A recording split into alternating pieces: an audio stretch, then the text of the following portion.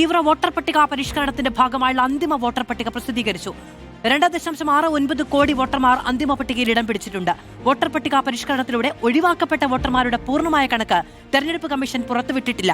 അതേസമയം കേന്ദ്ര തെരഞ്ഞെടുപ്പ് കമ്മീഷൻ പ്രതിനിധികൾ നാളെ കേരളത്തിലെത്തുകയും ചെയ്യും.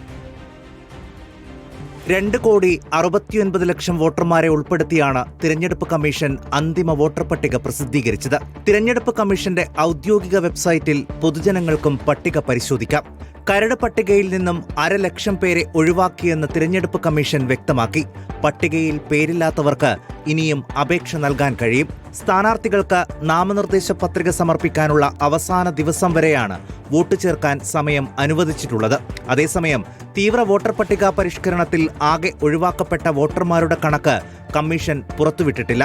കരട് വോട്ടർ പട്ടിക തയ്യാറാക്കുമ്പോൾ 24 ലക്ഷത്തിലേറെ വോട്ടർമാർ പുറത്തായിട്ടുണ്ട്. ഹിയറിംഗിലൂടെ 15 ലക്ഷത്തോളം വോട്ടർമാർ പട്ടികയിൽ ഇടം നേടിയെന്നാണ് തിരഞ്ഞെടുപ്പ് കമ്മീഷന്റെ വിശദീകരണം. അതേസമയം കേന്ദ്ര തിരഞ്ഞെടുപ്പ് ഉദ്യോഗസ്ഥന്മാർ നാളെ കേരളത്തിലെത്തും. രാത്രി ഉന്നത ഉദ്യോഗസ്ഥരുടെ യോഗം വിളിച്ചിട്ടുണ്ട്.